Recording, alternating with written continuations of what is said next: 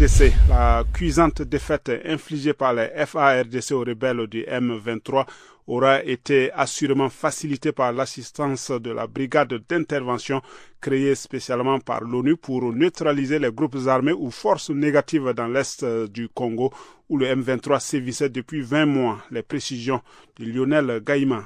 Il y a tout juste un an, le M23 occupait, même si c'était pour s'en retirer ensuite, Goma, capitale de la province meurtrie du Nord Kivu, face à une armée gouvernementale qui, de toute évidence, n'était pas à la hauteur. Mais cette fois-ci, il a fallu à la même armée, renforcée et mieux préparée, moins de 3 semaines pour chasser les rebelles de leurs bastions et reprendre le dessus dans la province.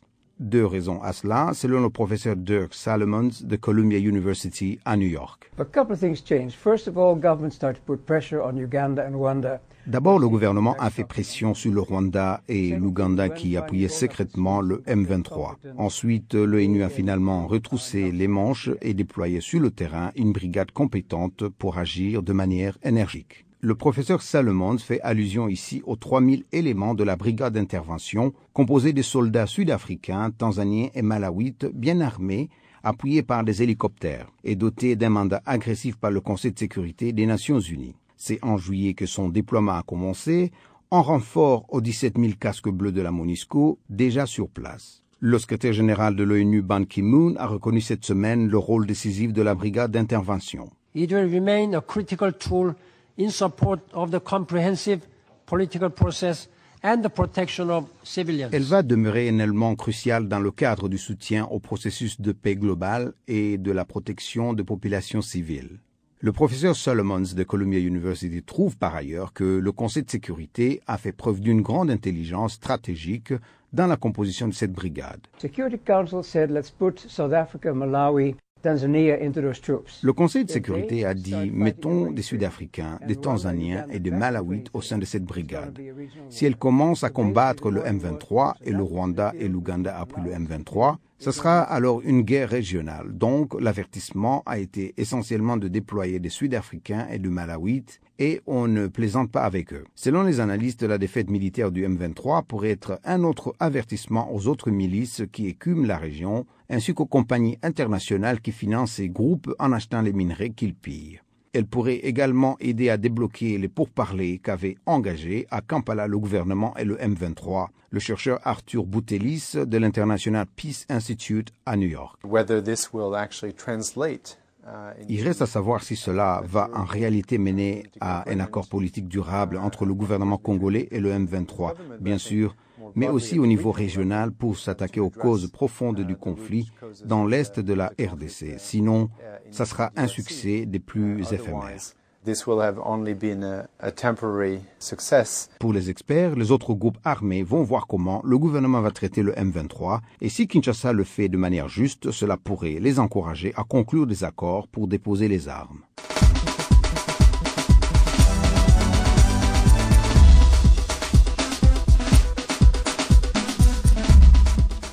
Et voici à présent les témoignages des 100 citoyens journalistes en RDC.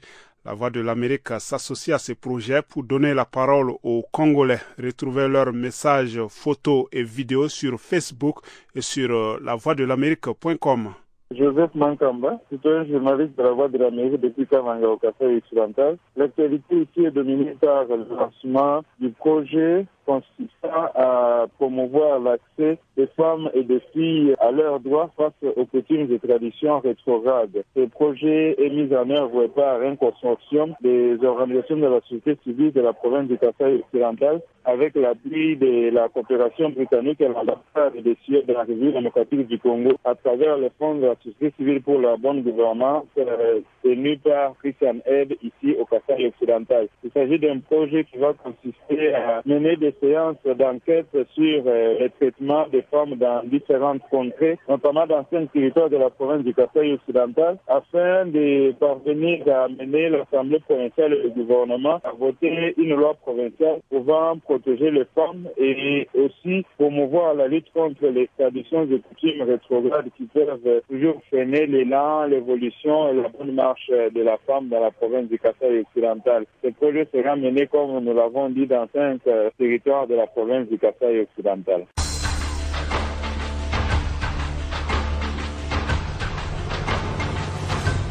C'est Olivier Soumaïdi Kimbembe, citoyen journaliste de Lukasi. L'actualité à Lukasi va être dominée par d'abord l'inauguration d'un petit pont qui a été construit dans la commune de Kaponina au quartier Nkonomini. C'est une œuvre réalisée où tous les matériaux ont été fournis par génie militaire belge. Et l'inauguration de ce petit pont a eu lieu dans la matinée de ce mardi dans la même commune. Vous écoutez Zapping Info Congolaise. Des dissensions seraient en train d'émerger au sein du mouvement ex-rebelle du M23 présent à Kampala. Le mouvement rebelle congolais, qui est donc toujours dans la capitale ougandaise pour le dialogue avec les autorités de RDC, aurait désormais deux branches distinctes. Son secrétaire permanent, Serge Kambasu-Ngeve, qui affirme bénéficier du soutien de la majorité des membres de l'ancienne rébellion et qui annonce son intention de signer les conclusions des pourparlers de Kampala avec le gouvernement congolais. C'est la naissance d'une aile dite réaliste au sein du M23. C'est ce que nous explique notre correspondante en Ouganda, Amy Elliott. Difficile de jauger l'importance de cette dissidence car ils étaient seulement 6 hier à se présenter devant la presse à Kampala. Ils disent pourtant représenter 90% des rebelles et parmi les meneurs se trouvent des personnalités de poids. Serge Kambasu, le secrétaire permanent et principal négociateur durant les pourparlers, fait partie du groupe. Durant leur conférence, ils ont clairement adressé un ultimatum à Bertrand Bisimwa, l'actuel chef du M23. Il faut signer à tout prix l'accord, quitte à plier sur l'intitulé du texte. Car c'est sur cette question que la signature de la fin du conflit a achoppé lundi dernier. La RDC continue de demander que le texte soit baptisé déclaration, un terme que la dissidence se dit prête à accepter. Car selon eux, il ne leur reste que la carte diplomatique à jouer. Le M23 a tout perdu militairement et ne contrôle plus aucun territoire. Ils sont actuellement des centaines, militaires mais aussi civils, à être en exil et l'accord leur permet de rentrer chez eux. C'est sur ce point que les dissidents ont insisté hier après-midi. Si l'accord n'est pas signé, ils auront clairement tout perdu, l'amnistie envers les rebelles, mais aussi des aides à la réintégration sociale et militaire prévues par les accords. Bisimwa est un chauffeur qui roule droit dans le fossé, a souligné la dissidence hier. Nous n'avons de toute façon pas besoin de lui pour signer. Alors Bisimwa tient-il vraiment les rênes? À qui confier à présent la signature? Des questions qui restent aujourd'hui en suspens. Pour le chef du M23, l'événement ne remet pas en cause sa légitimité. C'est moi qui leur ai donné leur mandat, je peux leur retirer à tout moment, a-t-il déclaré, faisant mine de ne rien savoir de l'événement. Je suis le président du mouvement, je signerai l'accord et déciderai avec qui je signerai l'accord, a-t-il fini par conclure hier. Amy Elliott à Kampala pour la Deutsche Welle. Et je vous rappelle qu'hier, les Nations Unies ont exhorté la République démocratique du Congo à se doter d'un plan qui permettrait la démobilisation, le désarmement, mais aussi la réinsertion sociale de tous les combattants armés, notamment donc ceux du M23. Vous écoutez Zapping Info Congolaise.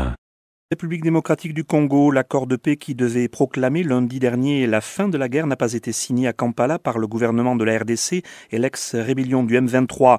Le point d'achoppement, c'est l'intitulé du document qui devrait être une déclaration de fin de guerre et non un accord, insiste le gouvernement congolais. François Mwamba, chargé du suivi de l'accord cadre d'Addis Abeba, a affirmé à Radio Okapi que le document final doit acter que les rebelles du M23 ont été vaincus et que la guerre ne s'est pas terminée grâce à un accord. François Mwamba. Vous savez, quand on dit 11 points, l'un des points, c'est la disparition du M23. Il ne faut pas que demain, après-demain, il y ait une fausse lecture ou une lecture biaisée. Le M23, tel qu'ils se sont comportés, ne disparaît pas parce qu'il y a un accord à Kampala. C'est dans les 11 points. La vraie raison, ils ont été vaincus. Nous voulons que ça soit acté.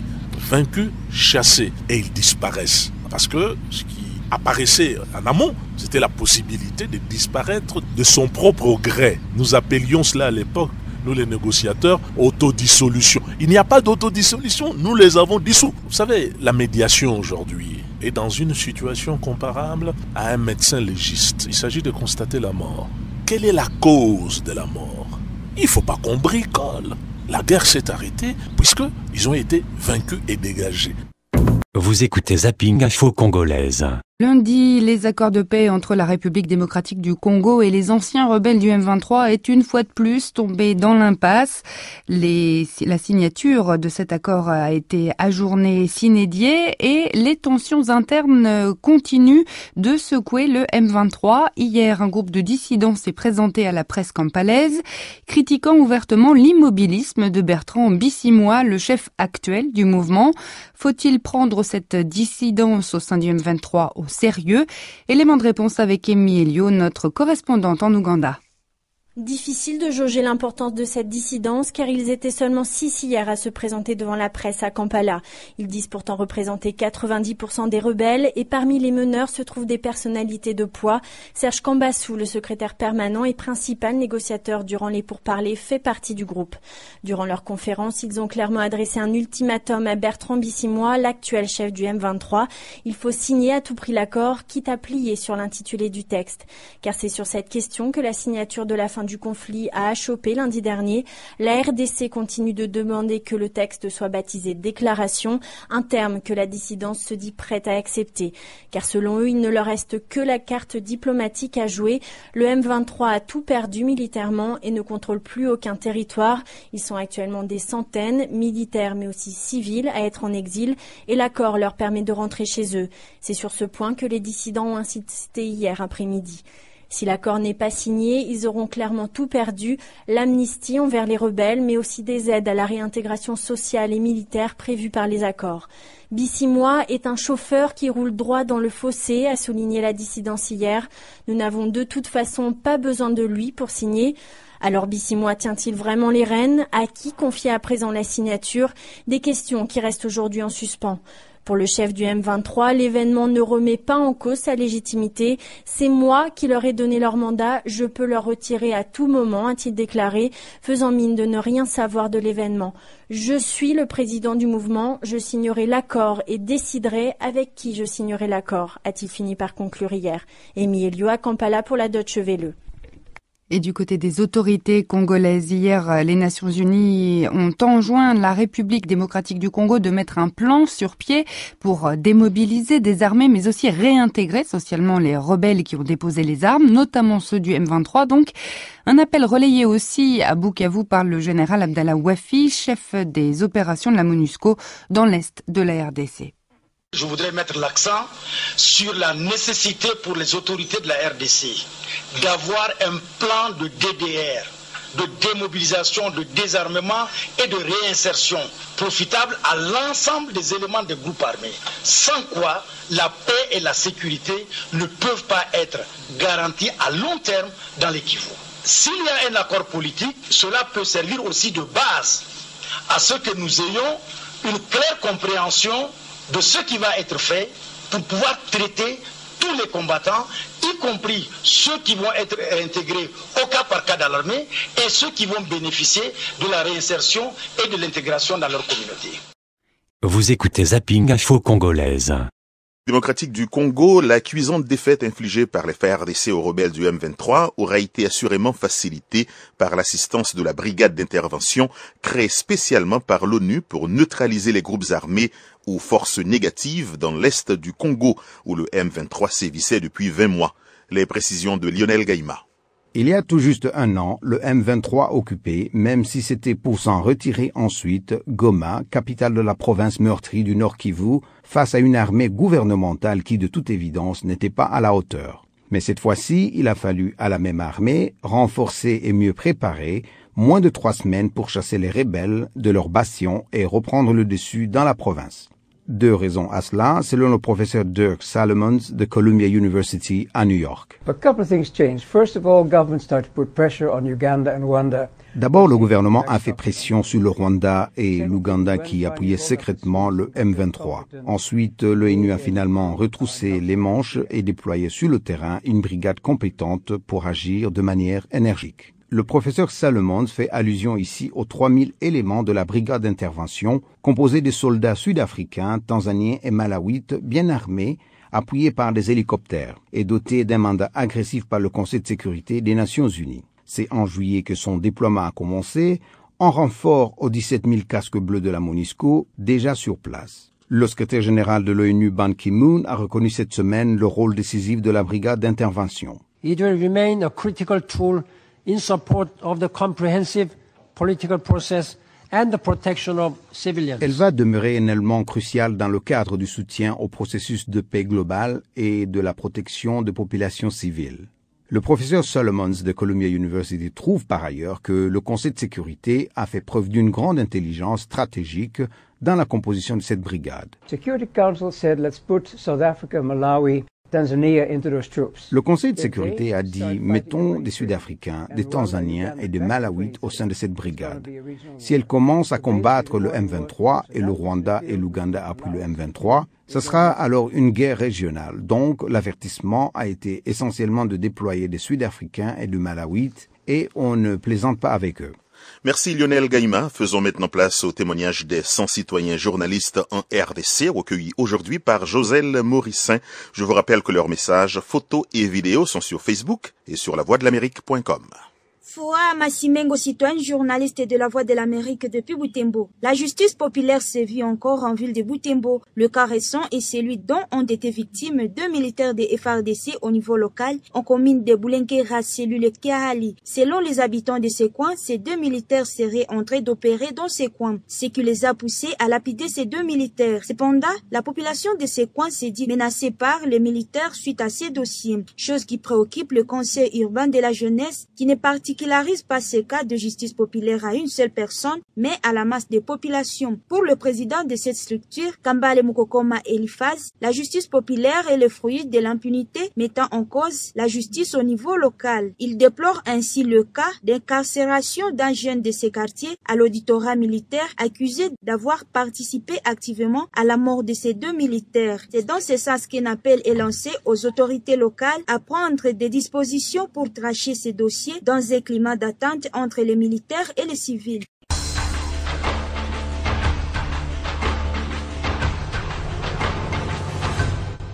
Richard Kana, citoyen journaliste en Bujumaï au Kassai oriental pour la Voix de l'Amérique. Notre actualité, c'est cet accident meurtrier qui a fait 5 morts et quelques blessés. Un accident causé par un véhicule de groupe mobile d'intervention de la police nationale congolaise section du Kassai oriental qui revenait du cimetière et qui a connu un accident sur l'avenue Inga au niveau du marché Maréchal et qui a fait sur le champ 5 morts parmi lesquels 3 policiers. Ça fait couler beaucoup d'encre puisque après les constats, il s'avère que cet accident a été causé par un excès de vitesse et l'ivresse au volant de la part du conducteur du véhicule de la police nationale congolaise.